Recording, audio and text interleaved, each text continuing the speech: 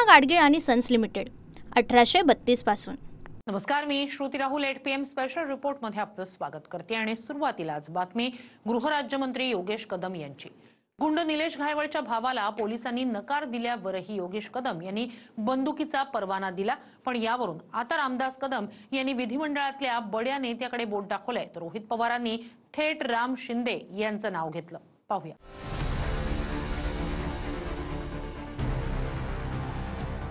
तो विधिमंडळातल्या एका मोठ्या पदावर बसलेल्या, विधानसभेमध्ये विधिमंडळामध्ये मंत्र्यांना देखील आदेश देणारा अशा व्यक्तीने त्यांना सांगितलंय। तो पण न्यायाधीशच आहे।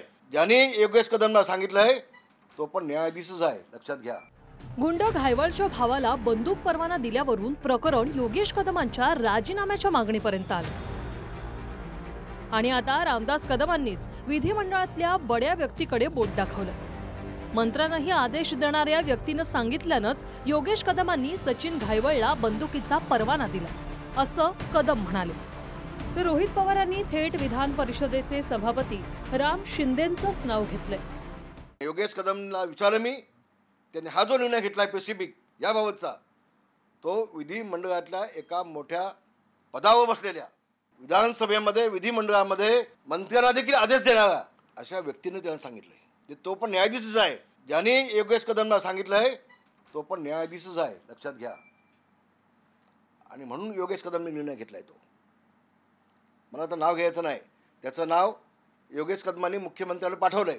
आसनावरती बसली, उच्च आसनावर बसली व्यक्ती आहे, मी नाव घेणार नाही त्याचं। अशा व्यक्तीने सांगितल्यानंतर आणि त्यांनी शिफारस केल्यानंतर त्याच्या दृष्टीनं ही व्यक्ती ही स्वच्छ असेल असं असेल तर गृहराज्यमंत्री निर्णय घेतला। निलेश घायवळचा जो भाऊ आहे, जो सचिन घायवळ आहे, त्यांना जे काही बंदुकीचं लायसन्स मिळालं ते देण्यासाठी राम शिंदे सर जे सभापती आहेत यांनी सांगितलं असावं व त्याच्याचबरोबर होम मिनिस्टर साहेबांकडनं सुद्धा एक संदेश तिथं या राज्यमंत्र्यांकडे आला असावा आणि त्या अनुषंगाने हे लायसन्स तिथं दिलं गेलं।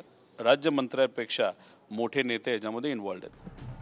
रामदास कदमांनी नाव घेण्यास नकार दिला असला तरी मुख्यमंत्र्यांना सांगितलेलं आहे असं म्हटलंय। पण गृहराज्यमंत्री असं कोणत्या शिफारसीवर काम करतो का असा सवाल विरोधकांनी केला। मी आज कुणाचंही नाव घेणार नाही, मात्र मुख्यमंत्र्यांना मी कळवणार आहे। ही बाब मुख्यमंत्र्यांना मी कळवणार आहे। खरं तर अशा पद्धतीनं राज्यमंत्र्यांना अधिकार देणं, आदेश देणं 100% चुकीचं आहे। कोणाचाही दबाव असेल, मी मंत्री आहे, मी अर्धन्यायिक जज आहे, एखादी जजमेंट लिहिताना मला माझ्या अधिकाराची जाणीव असली पाहिजे। कोणाचाही दबाव आहे की नाही याच्यात मी जात नाही आहे। माझं मत असं आहे की योगेश कदम यांची सही आहे, योगेश कदम यांनी आदेश पारित केलेला आहे, योगेश कदमच याला जबाबदार आहे। रामदास कदम मोघम बोलू नका। योगेश कदमांना शस्त्र परवाना देण्यासाठी नेमकी कोणी शिफारस केली होती, नेमकी कोणी आदेश दिलेले होते, हे जरा स्पष्ट बोला ना। ज्याचं नाव घ्यायचं असेल त्याचं स्पष्ट नाव घ्या। रामदास कदम जे बोलायचे ते उघडपणे बोला आणि नाव घेऊन बोला। हिम्मत असेल तर निश्चितपणे तो माणूस भाजपचा आहे की शिंदेचा आहे की अजून कुणाचा आहे हे तुम्ही नाव घेऊन सांगितलं पाहिजे। ती मोठी व्यक्ती कोण अशी चर्चा सुरू असताना रोहित पवारांनी थेट राम शिंदेंचं नाव घेऊन खळबळ उडवली आणि आता ज्या सचिन घायवळला बंदुकीचा परवाना गृहराज्यमंत्री योगेश कदमांनी मिळवून दिला तो फरार भाऊ गुंड निलेश घायवळचे काही व्हिडिओ व्हायरल झाले। एका व्हिडिओत घायवळ हा राम शिंदेंच्या पाया पडताना दिसतोय।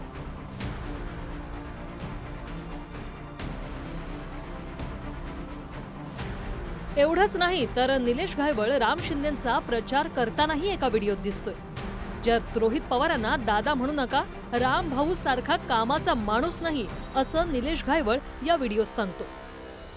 दादा कोणाला म्हणतात? दादा घरातला करता माणूस असतो ना, दादा घरातला मोठा भाऊ असतो ना, त्याला दादा म्हणतात। हा दादा म्हणण्याच्या लायकीचा नाही, कारण आपल्या कुठल्याही वडीलधाऱ्यांची तो किंमत करत नाही. तर माझी तुम्हाला कळकळीने विनंती आहे, हा असला आमदार नकोय. कारण आपल्याला आपला भूमिपुत्र पाहिजे. रामभाऊंसारखं काम कुठंच नाहीये.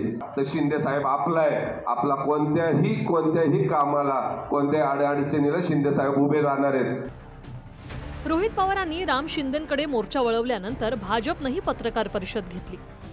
भाजपच्या नवनाथ बन यांनी गुंड निलेश घायवळचे रोहित पवारांसोबतचे फोटो सार्वजनिक केले.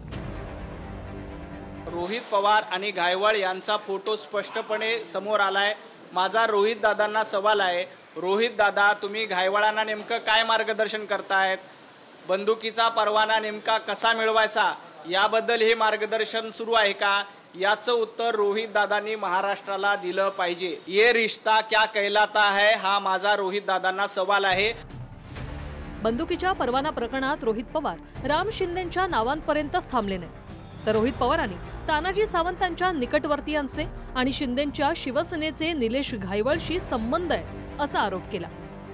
धाराशिवचे जे माजी मंत्री आहेत त्यांचा माहीत नाही, पण त्यांच्या जवळच्या लोकांचा आणि त्यांच्या पार्टीचा उपयोग हा झालो असू शकतो. आणि हिंगोलीचे एक नेते आहेत, नेता आमदार आहेत, त्यांचाही उपयोग 100% तिथं झाला असेल. कारण त्यांच्याबरोबर सुद्धा निलेश घायवळचे अनेक फोटो हे आपल्या सर्वांना बघायला मिळालेले आहेत. आता त्यांनीच कोणाचा संबंध आला, काय आला ते त्यांनी सांगावं, नाही का?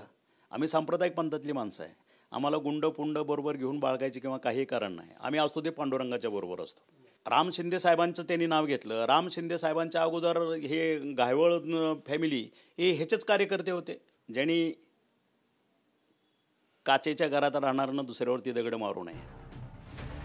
प्रकरण गुंडांच्या भावाला बंदुकीचा परवाना देण्याचे पोलिसांनी नाकारल्यावरही गृहराज्यमंत्री योगेश कदमांनी परवाना दिला.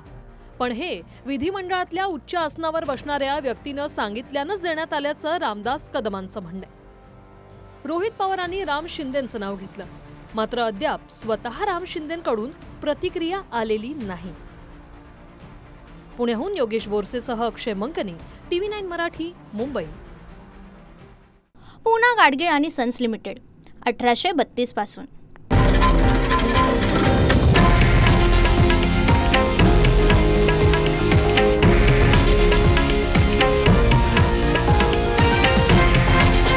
हे आहे देशातील नंबर 1 न्यूज नेटवर्क आणि आपण पाहत आहात TV9 मराठी, एकमेव.